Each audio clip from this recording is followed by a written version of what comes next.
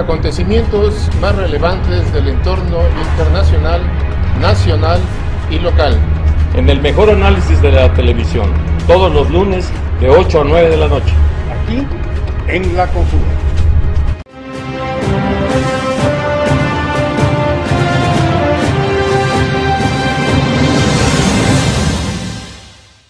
Carlos, muy buenas noches. Aquí estamos con una muy buena y grata compañía, el licenciado José Llanes, perito, estudioso del derecho laboral, que nos va a iluminar con muchas de sus sapiencias sobre este tema, que además es muy actualizado ahora a propósito de los despidos que el gobierno del estado de Veracruz ha venido haciendo en las diferentes dependencias que estructuran la administración pública estatal.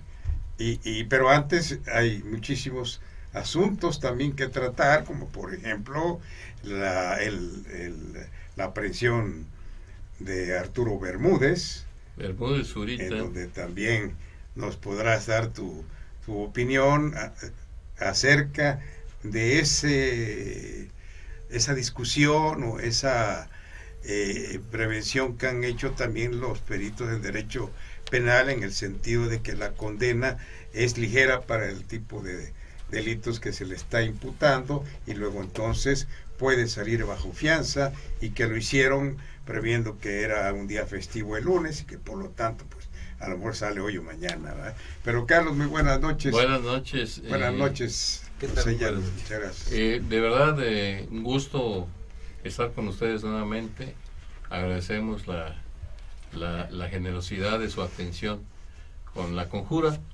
Efectivamente, hoy tenemos un invitado de lujo, gran abogado laborista, un gran prestigio a lo largo de muchos años por defender los intereses de los trabajadores. El abogado Yunes, aparte de ser evidentemente un experto. Llanes, perdón. Llanes, no. Sí, no, perdón, se me fue ahí el Llanes, sí, no Yunes, perdón, nada que ver. El abogado Llanes, aparte de ser un extraordinario laborista, también es un conocedor del derecho, como dice Alfredo. Entonces es un gusto tenerte, de verdad. Gracias por aceptar nuestra invitación. Nuevamente estar aquí en este espacio de La Conjura. Hay muchos temas tipo laboral que están sucediendo en el tema, por ejemplo, de este gran despido de los trabajadores de la administración pública estatal, donde muchos reclaman evidentemente pues actos de autoridad que no corresponden con las leyes laborales, despidos injustificados, descuentos en las percepciones tanto de nómina como las compensaciones que se acostumbra mucho en la administración pública. Abogado, en tu concepto, ¿cómo ves esta entrada del actual gobernador Miguel Ángel Yunes Linares? ¿Cómo la ves desde el punto de vista del derecho laboral? Bueno, buenas noches, primero que nada, agradezco mucho la oportunidad de estar aquí. Yo creo que hay que analizarlo desde una óptica primero amplia. Efectivamente, cuando este gobierno llega a hacerse cargo de la administración pública del Estado en diciembre del año pasado, se encuentra con una estructura burocrática inflada, muy obesa, efectivamente. Es obesa, yo creo que desde hace muchos años. Quizás fue Miguel Alemán el que empezó a inflar, sí, porque crea un sinfín de entidades públicas, subsecretarías que luego desaparecen, en fin. Son estructuras burocráticas que se han ido engrosando y que, bueno, habría sido necesario, por supuesto, antes de adelgazarlas era indispensable. Una necesidad. Sí. Pero habría sido necesario antes de hacerlo, bueno, llevar a cabo auditorías laborales, auditorías organizacionales. Esto es, efectivamente, tendemos a percibir a la burocracia desde una óptica parasitaria. No es así en todos los casos. Se tienen entidades públicas en donde la tarea que hacen 3 la podría hacer 1. Pero también hay entidades públicas en donde la tarea que tienen que hacer 3 la hace 1. O sea, esto es, no hay una correcta organización. Ese es el estado de las cosas en las que Javier Duarte deja el gobierno de Veracruz. Ahora, yo creo que también desde una perspectiva estrictamente política, había que advertir que la burocracia también es damnificada del gobierno de Javier Duarte. O sea, fue un sexenio, el de 2010-2016, en el que a la burocracia no se le trató bien. Esto es, se les camotearon prestaciones, no se les pagaba a tiempo, se les redujeron en varias ocasiones salarios, se les despedía arbitrariamente, se minaba su estabilidad laboral. Y ese sector damnificado, cuando llega a esta administración, se encuentra con funcionarios que aparecen y casi les cortan cartucho y les dicen duartista, cómplice. Se le endosaron a todos, ¿verdad? Y hay gente que lo que dice es, bueno, espérenme tantito, mi tarea es contar clips, engrapar, no sé. ¿Cuánto te robaste? Bueno, espérame, yo no me robé nada.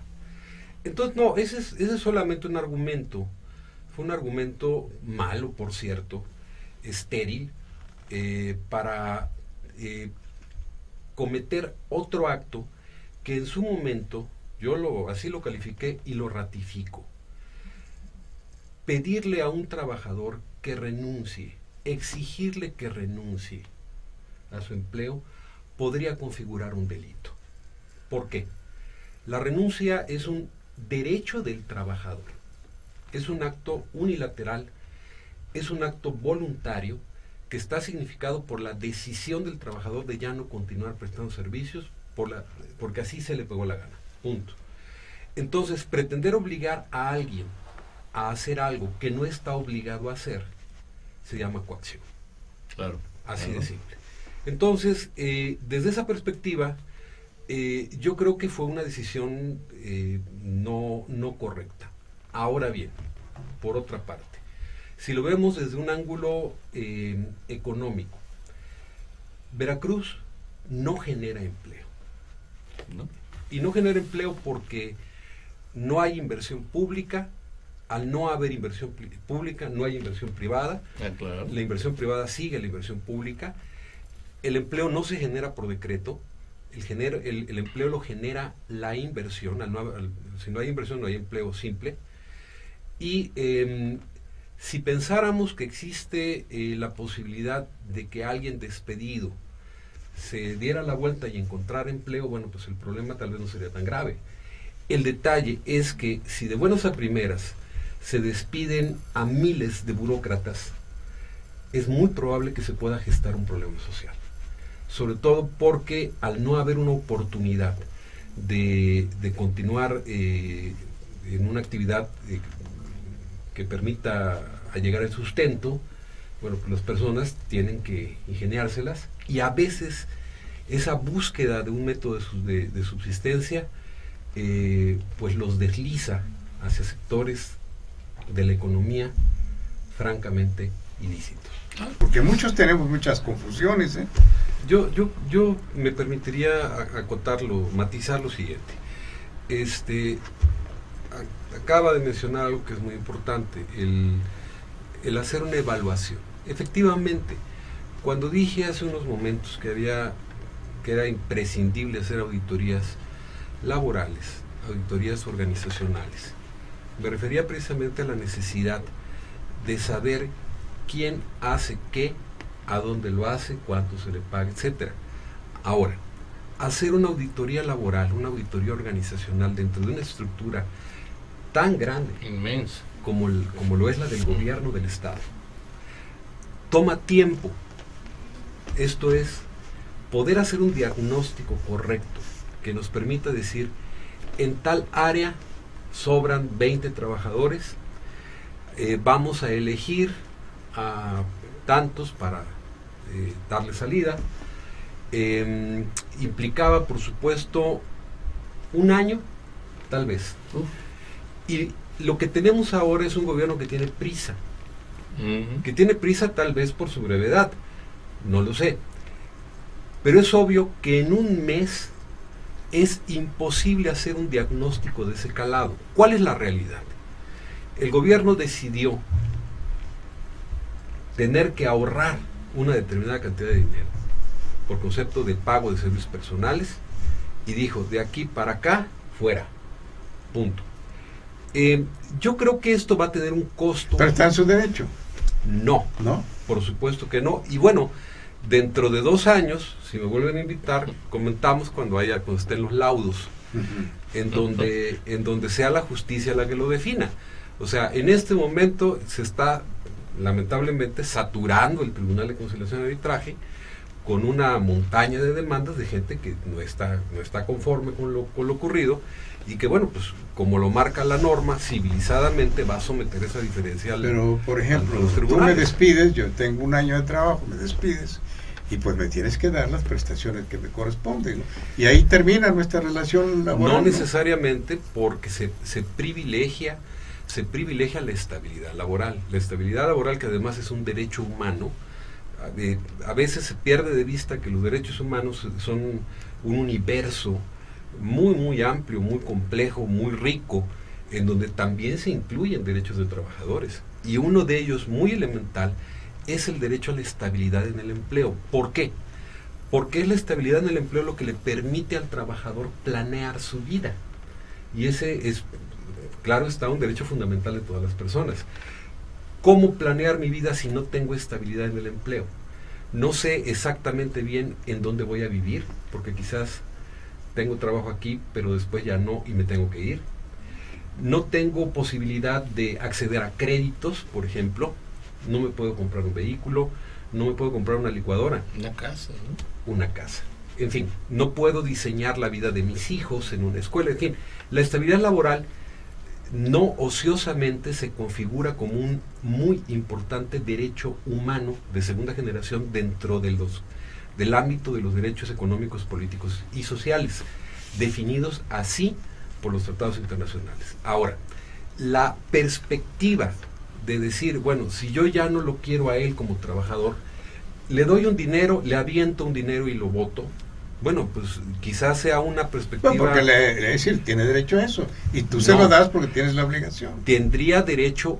O sea, no, pues ya tú contratas a alguien, ya está fatalmente condenado, está ligado a ti. No, tiene derecho el trabajador despedido a elegir si quiere continuar laborando, si es que está despedido injustificadamente. Aquí hay que entender algo que es muy, muy importante. Un trabajador puede ser despedido, por supuesto, si es que hace algo que amerite que sea despedido. Eso es a lo que llamamos estabilidad. ¿Y si el mérito depende de que ya no te necesito? Bueno, tendríamos que pensar entonces que el gobierno debió haber pensado también, a su vez, quizás en planes de reconversión de las fuentes de trabajo.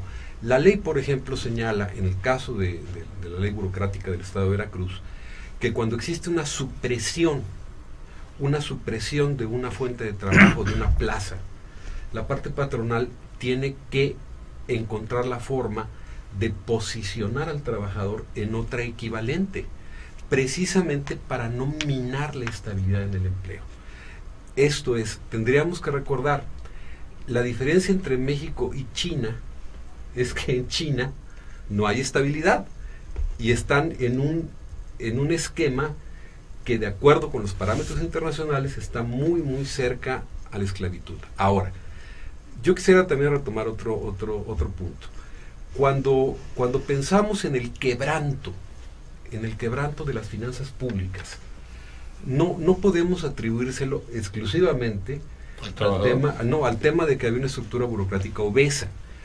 Yo, por ejemplo, sostengo y pienso que muchos veracruzanos también, que si las finanzas públicas están tronadas, es porque se robaron el dinero. No tanto por un engrosamiento de la estructura burocrática. Ahora, también cierto es que hubo contrataciones excesivas, hubo nombramientos, designaciones por parte de entidades públicas sumamente onerosas, porque fue el de Javier Duarte un gobierno que prohijó el cortesanismo, o sea, les interesaba tener cortes, cortes como cortesanos. Así es. Sin embargo, los argumentos que se han planteado, en el sentido de que hay que recortar porque el gobierno está lleno de lambiscones y de prostitutas, se me hace excesivo. Evidentemente no es visto así. así, pues no, Claro. Evidentemente no es así. Aún así, hubo personas, aún ahora hay personas que están aplaudiendo el recorte indiscriminado.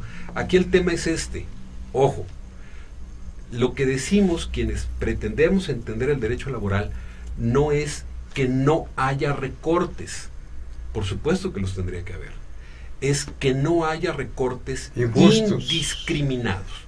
Primero, indiscriminados. En segundo lugar, injustos. 2, entender que un trabajador, como sea, genera derechos. Y al generar derechos, el prescindir de él, eventualmente cuesta. Muchos trabajadores que están en una circunstancia de despido ahora mismo, no están pensando, no está en sus planes el volver a trabajar en el gobierno.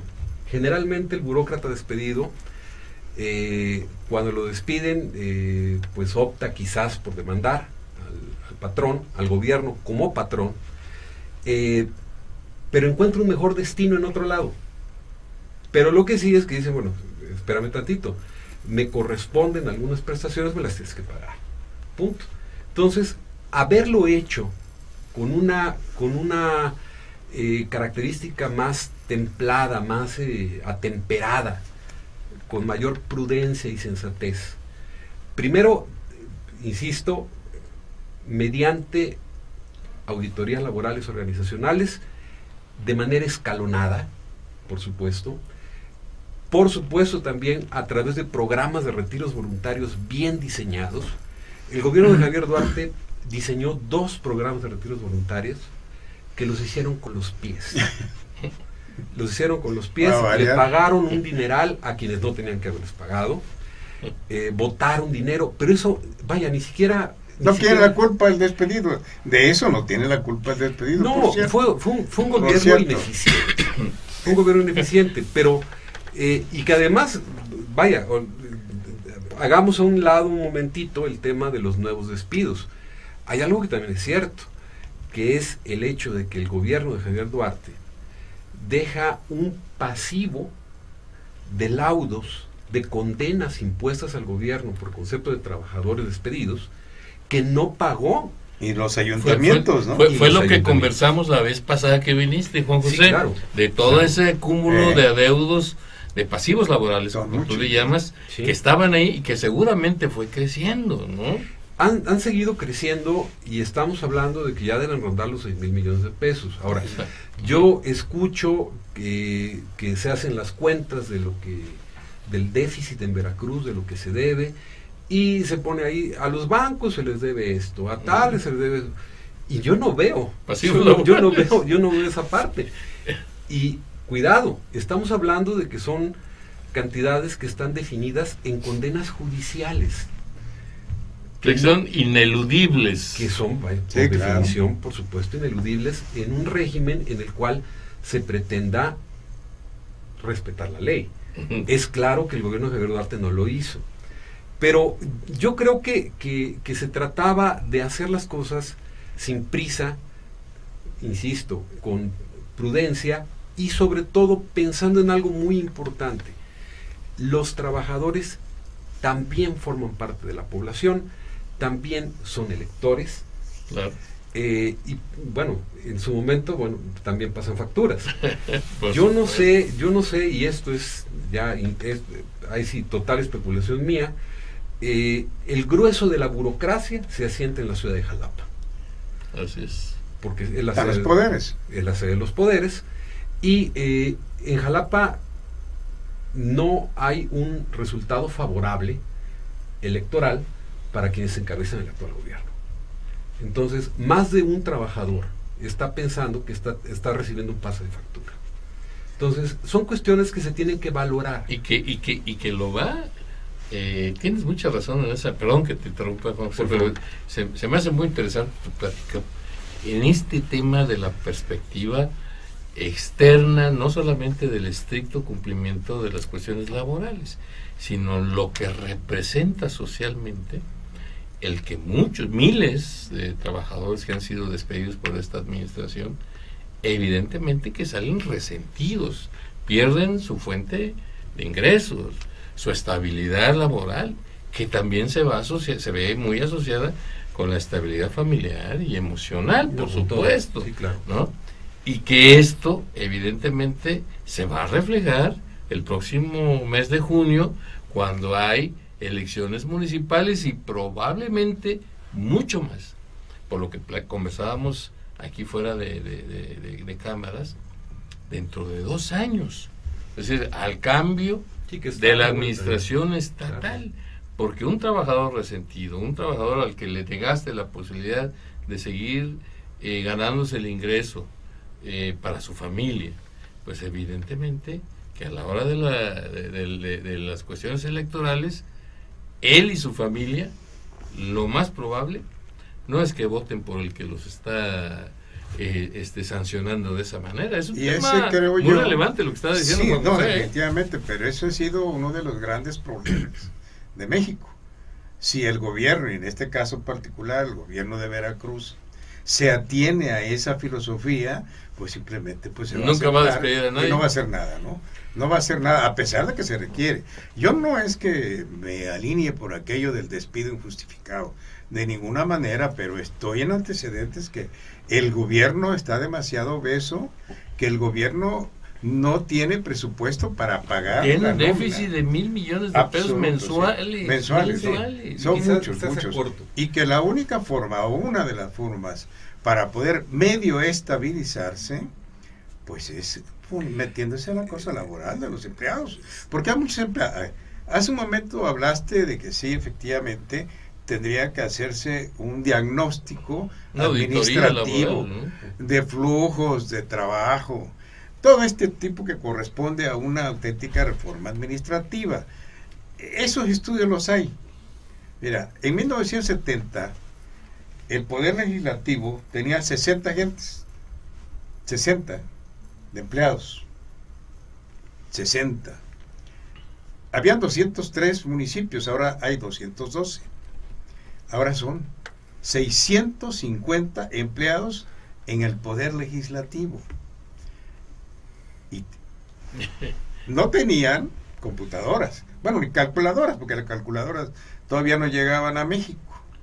Se hacían las cuentas de los 200. La única calculadora la tenía Fernando Beltrán Atienza, que era no, todavía. Pero el caso es que se trabajaba sin computadoras, con máquinas mecánicas, etcétera, porque ni siquiera máquinas eléctricas había, y el trabajo salía. Bueno, pues ahora son 650. Tienen computadoras. Hay para cada diputado como 5 auxiliares. En fin, este es un asunto que de verdad ojalá podamos abordar en un momento. Después porque lo que está señalando es bien importante. Yo quiero resaltar este enfoque que le estás dando con lo que Juan José dijo al inicio. Los gobiernos contratan gente quizás en exceso, o generalmente en exceso, porque necesitan sus cortes de aduladores. Y este fenómeno que es político, es decir, contratar gente pues para ganar votos, porque al final esa es la idea, ¿no? Hacer un análisis sopesado, técnico, formal, implicaba tal vez descubrir una fenomenología ruda en el estado de Veracruz, que es a lo que me refería, la existencia de cortes. Voy a poner un ejemplo, y con esto quiero hacer la aclaración: no estoy pretendiendo faltarle el respeto absolutamente a nadie, porque cualquier persona que trabaja, por ese solo hecho ya está investida de dignidad. Claro. Pero si uno acudía todavía en el sexenio pasado, por ejemplo, a la Secretaría de Seguridad Pública, a ese edificio que está ahora donde estaba antes el IPE, el Instituto de Pensiones, había una verdadera cantidad estrafalaria de damas jóvenes, bien parecidas, que casi salían por las ventanas. Caramba. Porque, no sé, quizás al anterior secretario de Seguridad Pública, pues no se imaginaba que le llevara el café una señorita que tuviera más de 22 años y que ganara menos de 50,000 pesos. Bueno, ejemplo 2. Cuando Gerardo Buganza llega a la Secretaría de Infraestructura y Obras Públicas, crea una subsecretaría para poner ahí a alguien allegado a él. Una subsecretaría que no tenía razón de ser. Es más, fue una de las condiciones para que aceptara ser secretario de Infraestructura. La burocracia tiene que crecer de arriba, de abajo hacia arriba. Claro. Esto es, primero hay auxiliares, cuando hay un montoncito, los agrupan en un departamento, se crea un departamento. Cuando hay varios departamentos, se agrupan en una subdirección, dirección. Cuando hay varias de estas, en una subsecretaría, una secretaría. Bueno.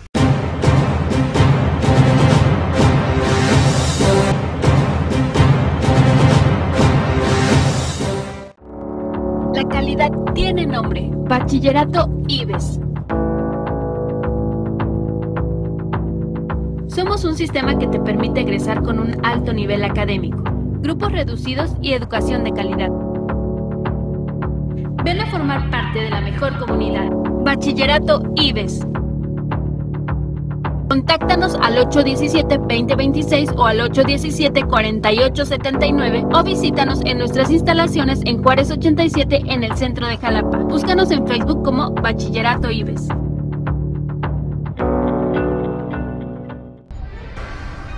Esto es Links de Sociedad 3.0, el resumen semanal de noticias del diario electrónico sociedad3.0.com. Yo soy Jaime Ríos Otero, me da mucho gusto saludarle. Bienvenido.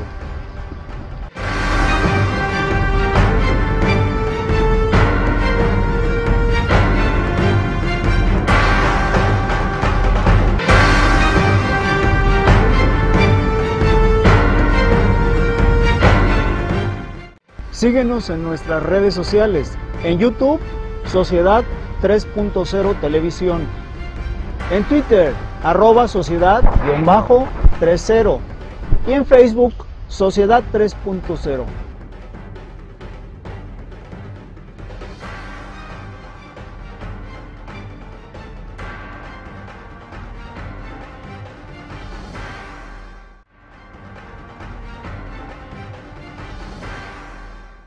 La calidad tiene nombre, Universidad IBES. ¿Por qué somos tu mejor opción? Tenemos un sistema cuatrimestral, docentes capacitados, un plan de estudios avalado por la SEP y CEP, las cuotas más competitivas del mercado. Conoce nuestra oferta educativa a través de nuestro Facebook. Encuéntranos como Universidad IBES. También en nuestra página web como www.ibes.edu.mx o ven a nuestras instalaciones ubicadas en Azueta, número 34, Colonia Centro, en Jalapa, Veracruz. También llámanos al 8123456. Bienvenido a la mejor comunidad. Somos Linces, Universidad IBES.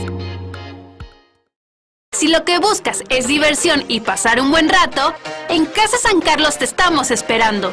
Disfruta de los mejores eventos, música y karaoke solo en Casa San Carlos. Te esperamos en Araucaria 79, Colonia Inmecafé, en Jalapa, Veracruz. O reserva al 237-4110. Casa San Carlos, el lugar de los amigos.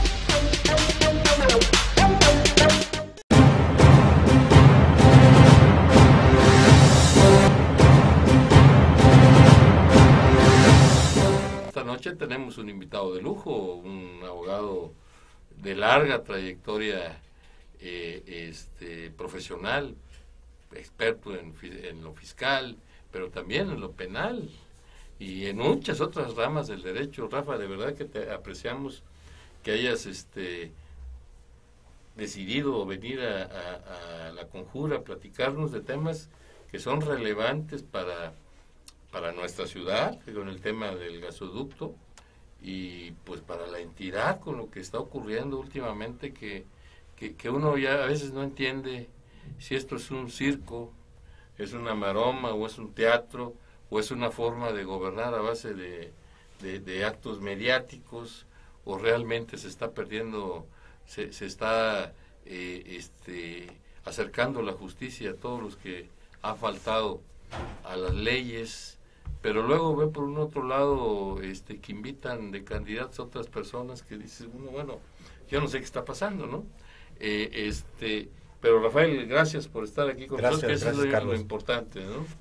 Y viene, entre otros asuntos de suma importancia en la entidad veracruzana, pues sucedió el día de ayer domingo, con la aprehensión del ex gobernador interino de Veracruz, Flavino Ríos Alvarado, una sorpresa, un hecho que, por supuesto, desde los diferentes puntos de vista, los partidistas y los de los sectores fácticos o poderes fácticos de la entidad, pues unos la aprueban y otros la rechazan. Noticia que, por otro lado, Alfredo, perdón que te interrumpa, se da a conocer un medio nacional. Es decir, a pesar de que el hecho se da aquí en Veracruz, un medio que se dicen entre los analistas es muy afín al gobernador actual, ¿no? Tiene línea directa. Yo fui víctima precisamente de ese síndrome porque me dijeron a través de una nota local que habían detenido a Flavino Ríos Alvarado. No lo creí hasta que vi una nota de Reforma, entonces dije, esto sí es cierto, pues, porque pues sí, Reforma tiene línea directa, o al menos está abastecida directamente desde a el la poder Reforma sí tiene estatal, convenio, ¿no? Pues yo creo que sí, porque para que den un paso sin guarache está duro, ¿no? Eso no dan. Y bueno, pues fue sorpresivo, o más bien, si no sorpresivo, al menos inesperado. No fue sorpresivo porque, bueno, pues desde un principio el gobernador Yunes Linares había subrayado esa participación del gobernador interino Flavino Ríos, de que le había prestado el helicóptero al ex gobernador ya, Duarte de Ochoa, y que por esto se había propiciado la fuga del Duarte de Ochoa. Y la comisión de un delito. Y bueno, pues allí está, aunque ayer el Flavino Ríos decía que es un delito que no amerita pena abundante, o como le llaman los abogados. Prisión preventiva. Bueno, prisión preventiva, que iba a salir en ese momento o al día siguiente, o sea, hoy, pues no fue así.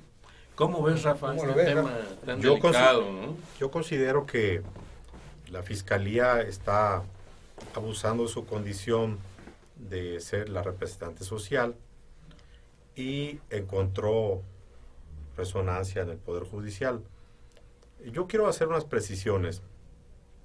Dice la acusación, que por lo menos conocemos mediáticamente, por facilitar un helicóptero al exgobernador. Hay una corrección técnica, mi estimado Alfredo. Era gobernador con licencia, Javier Duarte Ochoa. No era exgobernador. Así es. Era gobernador con licencia. Primera precisión. Segundo, el gobernador con licencia, Javier Duarte, en su momento, gozaba, porque así lo dispone la ley, y debe seguir gozando, porque no ha sido procesado, como lo goza actualmente el exgobernador Miguel Alemán, y en su caso el exgobernador Chirinos, incluso de guardias. Supimos hace unos meses que en un enfrentamiento entre agentes de la Policía Ministerial comisionados a una casa del exgobernador Miguel Alemán, tuvieron un altercado y murió uno de ellos, ¿no? Entonces, yo considero que la acusación pesa sobre una suposición. Digo esto porque la PGR no tenía, como lo ha dicho el exgobernador Flavino Ríos, la obligación de notificarle por ningún medio a él de esa orden de aprehensión, porque si lo hubiese hecho, hubiese incurrido justamente en faltar a la secrecía de las indagatorias. Entonces no conocían, yo creo que la Fiscalía sabe que no va a poder acreditar justamente esa acusación porque no hay ningún dato de prueba que acredite. Por otro lado, creo que la prisión preventiva fue excesiva, creo que la juez de control está abusando y está violentando un principio no solamente constitucional, sino convencional, que es la presunción de inocencia. Y dice, la Fiscalía, entrevistaron al fiscal, es que tiene los medios para entorpecer las indagatorias. Yo le pediría a la Fiscalía que precisara ese dicho. ¿Cuáles medios tiene Flavino Ríos? Porque si los tiene, está ocultando esa información la Fiscalía. Es una acusación que versa justamente en suposiciones. Y dice, es que tiene los medios para salir. Yo le respondería que entonces están justamente las medidas cautelares al alcance del juez de control. Precisamente esas medidas cautelares previstas en el Código Nacional de Procedimientos Penales están para proteger justamente que la justicia se consume, que el proceso se lleve bien, y entonces bien le puede poner una o varias medidas cautelares, entre ellas las que ofreció el exgobernador, su pasaporte, una garantía económica, porque hemos visto que delincuentes imprudenciales han ocasionado la muerte de muchas personas y comparecen libres. Y la consecuencia es la misma que si fue por la vía dolosa. Digo, hay una diferencia desde luego que alguien que le fallan los frenos, a un chofer de un autobús, que no tuvo nunca la intención, pero la consecuencia es la misma, ¿verdad? Entonces, creo que la juez está abusando de eso y tiene a su alcance, contrario a lo que dice la Fiscalía, las medidas cautelares para proteger el proceso. Le da prisión preventiva por 1 año, Rafa. A mí a Arturo Bermúdez Zurita le da 8 meses por un delito.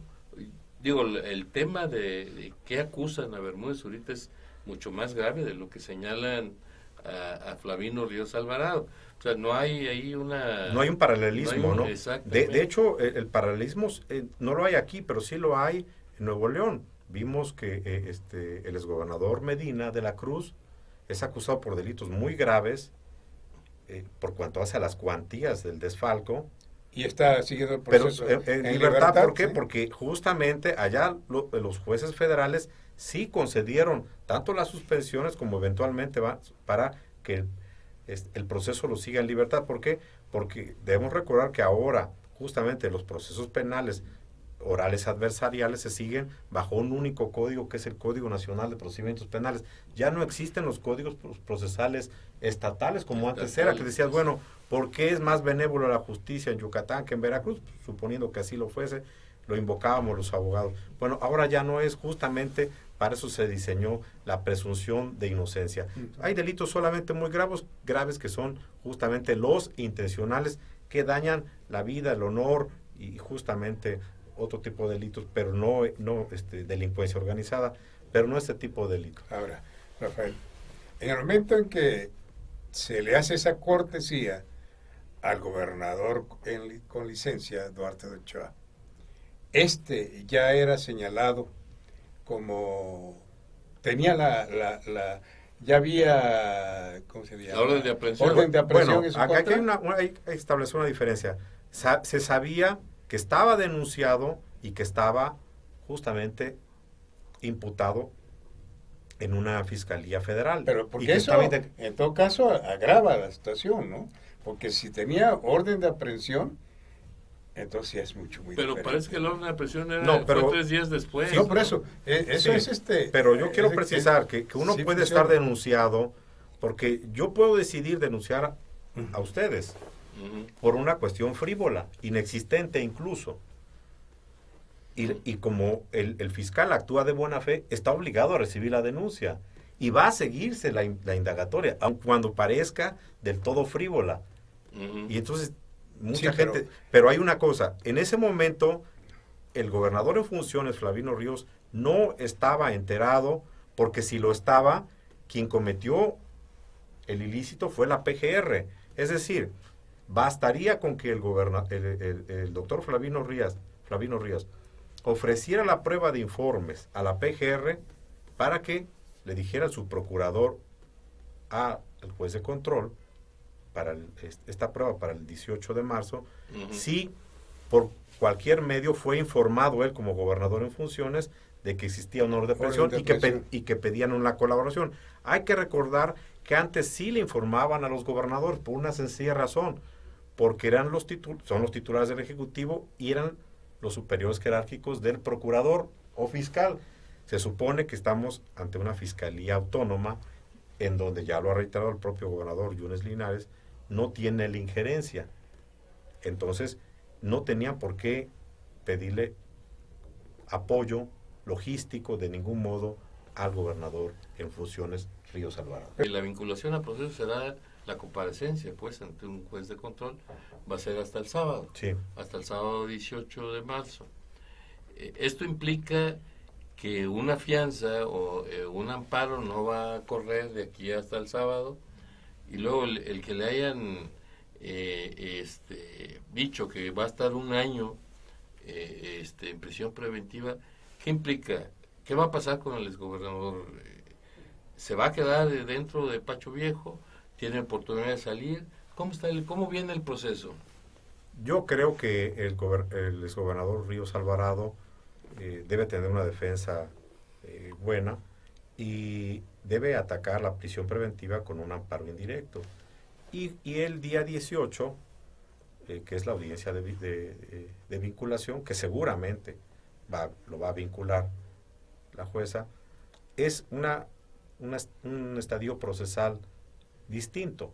Es decir, ahí es cuando tiene que ofrecer, de aquí al 18, las diversas pruebas, como puede ser justamente lo que estoy comentando. El informe que debe rendir la PGR por conducto de su procurador de asuntos jurídicos e informar si había sido notificado de la orden de aprehensión, de la existencia y en su caso de la colaboración. De ser así y decir sí, efectivamente, con anterioridad fue informado, pues difícilmente entonces va a obtener un auto de libertad, porque entonces sí sería claro que cometió un ilícito, que es el de encubrimiento por favorecimiento.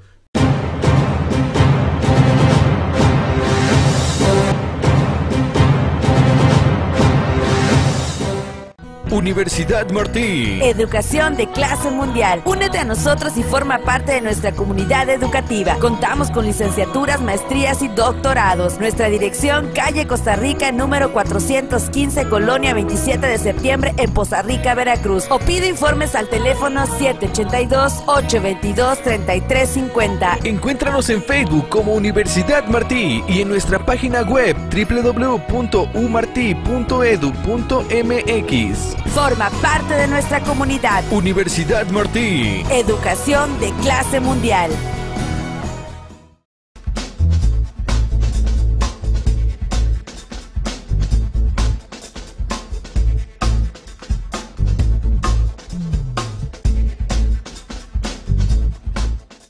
Porque conocer las noticias es importante, pero mucho mejor es comprenderlas. Soy Tomás González Corro y te invito cada martes en punto de las 8 de la noche a visitarnos en Agenda TV por Sociedad 3.0.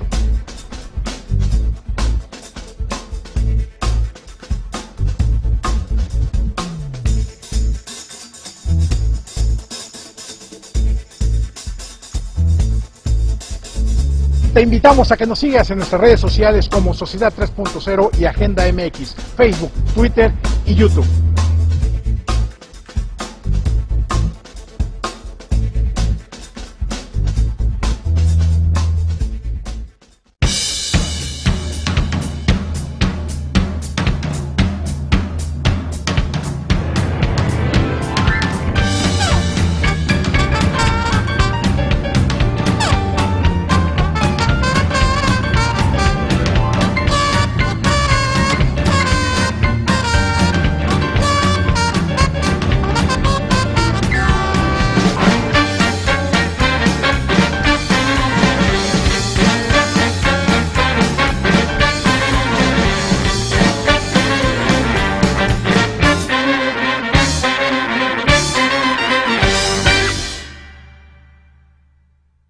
Secundaria y preparatoria Gavino Barreda. Excelencia educativa a tu alcance. Contamos con sistema mixto y escolarizado. Visítanos en nuestras instalaciones, calle Costa Rica 415, Colonia 27 de septiembre, Poza Rica, Veracruz. O pide informes al 782-822-3350. Búscanos en Facebook como Secundaria y Preparatoria Dr. Gavino Barreda. Y en nuestra página web www.prepagavino.edu.mx. Secundaria y Preparatoria Gavino Barreda. Excelencia educativa a tu alcance.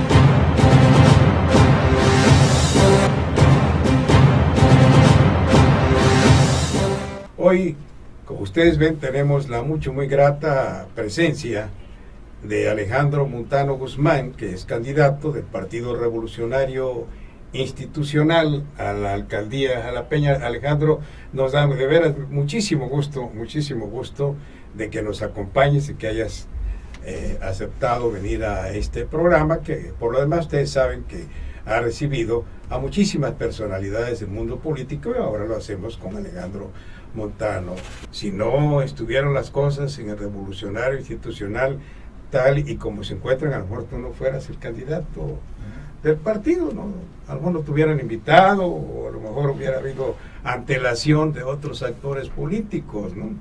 Pero aceptaste el reto, y esto hay que reconocerlo en cualquier actor político de cualquier partido que acepte un reto en la forma en cómo están las circunstancias del Partido Revolucionario Institucional. Y bueno, pues la pregunta es obligada: ¿por qué aceptas este reto? ¿Cómo lo tomas? ¿Cómo lo asumes? En primer lugar, agradezco esta gran oportunidad y felicito al programa, que son 106 programas con el de hoy, y eso habla de un trabajo profesional, de una buena apertura del medio. Y entrando en materia, pues son retos en la vida. Yo creo que el hecho de no haber sido de ese grupo, pues nadie tenía oportunidad de ser. Y en este momento que vimos cómo dejó ese grupo, no nada más al partido, sino al Estado, creo que teníamos que salir con orgullo y con honor, los que somos priistas, y dar la cara. Yo, cuando inicié la campaña, pedí perdón antes que arranquemos como priista, y aunque no nos vinculó ni tenemos ninguna relación con ellos, pues sí tenemos que tomar la vergüenza y enfrentarla. Lo peor es haber sido cínicos, hacerse a un lado y decir ya los expulsaron y ya los quitaron. Yo en lo personal he pensado que debieron verlos juzgados como priistas, pero bueno, el asunto ya va en esa manera. Qué bueno que se está actuando con la ley, y qué bueno que se está demostrando que esos hechos tienen que tener consecuencia grave y severa. Nosotros iniciamos en el proceso de cero, muy bajos, pero también en un proceso en donde teníamos que cambiar ya la temática de despensas, tarjetas, que vemos que regalan en esa época todo, y que después ya no voltean a ver al electorado. Y no lo voltean a ver porque dicen, pues ya te pagué el voto, yo ya te di esto, y yo ya no quiero saber de ti. Esa es la realidad. En consecuencia, nosotros apostamos a un proyecto para Jalapa, en donde se vinculen carencias, exigencias, situaciones de riesgo, como es el caso de la inseguridad tan fuerte que hay en este momento, algunos aspectos de reclamo de no cumplimientos en campaña, y sobre todo también demostrar que no todo en el PRI son Fidel Herrera ni Javier Duarte. Habemos gente que tenemos otros principios, otros valores, y que los podemos poner a prueba. Prueba de ello que en la campaña hicimos una presentación de un proyecto que desarrolla por más de hasta 30 años la ciudad de Jalapa, en un ámbito de servicios de desarrollo, de funcionalidad, de movilidad, de seguridad y de todo lo que conlleva los reclamos mayores que hace la sociedad. Creo, y lo tengo claro, que tenemos la fortaleza principal para retomar el primer reclamo de la sociedad, que es el tema de inseguridad, ¿no? Fíjate que sí, efectivamente son propuestas muy interesantes que a toda la ciudadanía jalapeña nos interesa escuchar, porque de la inseguridad pues todo el mundo la padecemos en el estado de Veracruz y particularmente aquí en esta ciudad. Pero tocaste un punto muy recurrente de la corrupción, y todo el mundo habla como si en el Partido Revolucionario Institucional pues estuviera la cepa de la corrupción en México. Aquí, cuando estuvo el senador José Yunes Zorrilla, hacíamos la reflexión en el sentido de que se le atribuye la corrupción al Partido Revolucionario Institucional, principalmente, por la simple y sencilla razón de que es el partido que ha gobernado mucho más tiempo.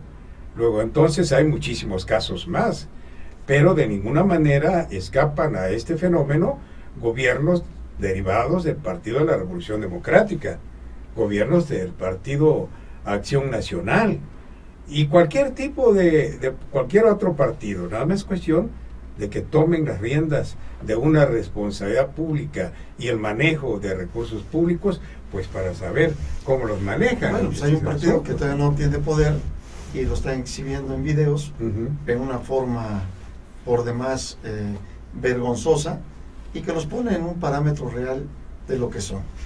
Tanto mencionan en un discurso pureza, compromiso con la sociedad, y pues vemos en los hechos que es otra cosa.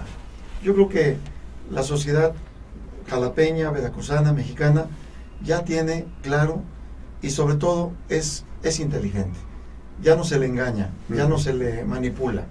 Creo que la sociedad ya tiene mucha madurez y en consecuencia pues va a hacer del voto su herramienta para buscar un mejor futuro y sobre todo abatir y doblegar a los que quieren manipular con programas y cosas esas a la sociedad que más lo necesita. Eso es un acto, inclusive podría señalarse hasta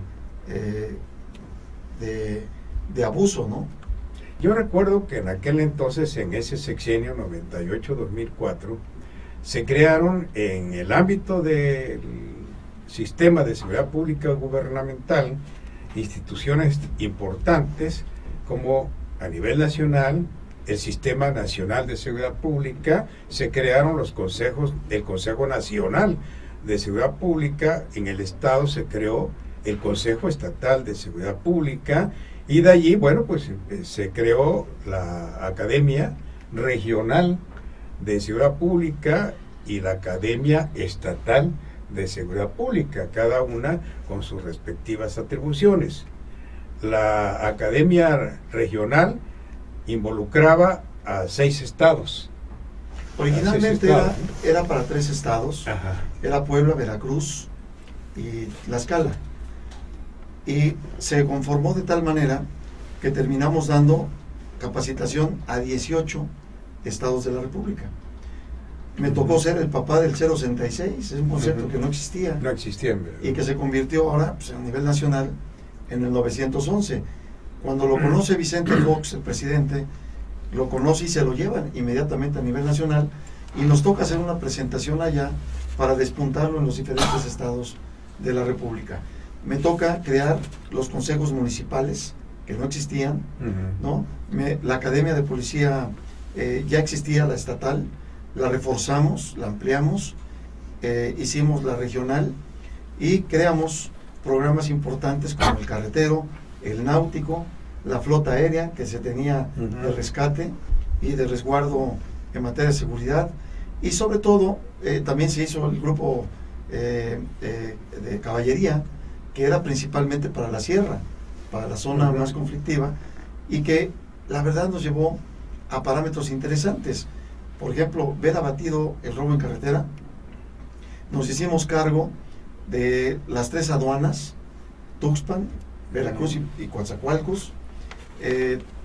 No nos robaron un banco en 6 años, y no porque no había rateros, había un esquema muy definido, pero lo más importante fue la alianza entre sociedad y gobierno.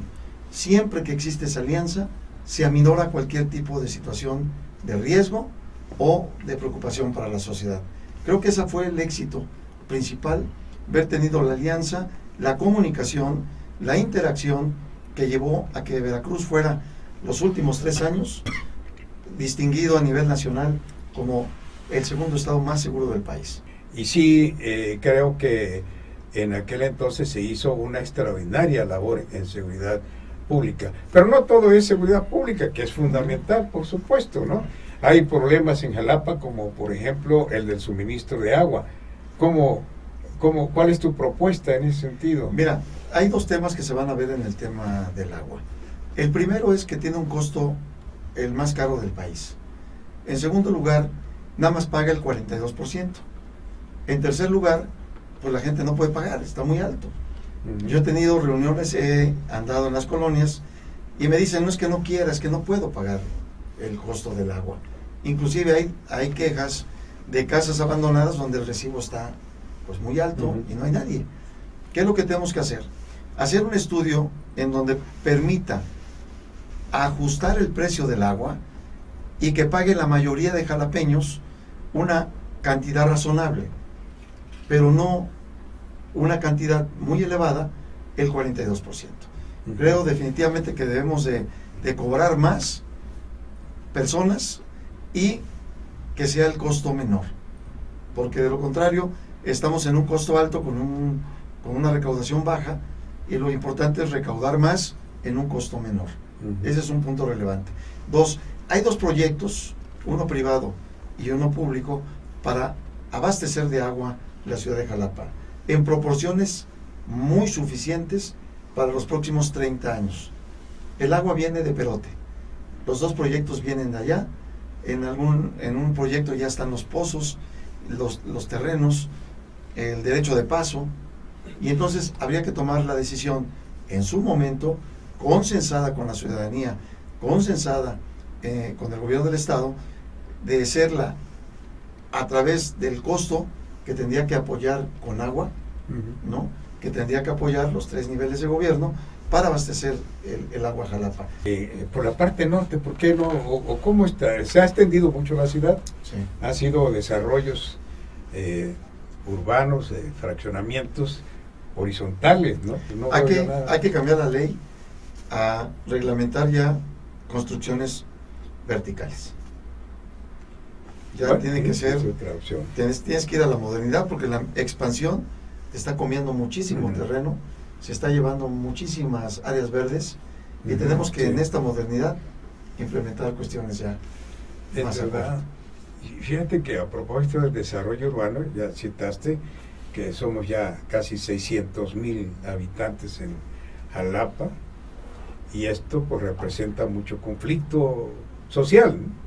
Donde hay concentración urbana siempre habrá problemas de carácter social, pero a mí siempre me queda todavía la duda. Ya tratamos el asunto de la seguridad pública, pero como es un asunto que está en la mente colectiva del ciudadano veracruzano y jalapeño en lo particular, pero ¿cómo piensas tú, por magia, piensas tú resolver el problema de la seguridad pública en Jalapa? No, se tiene que tomar en un proyecto, no nada más con policías y patrullas.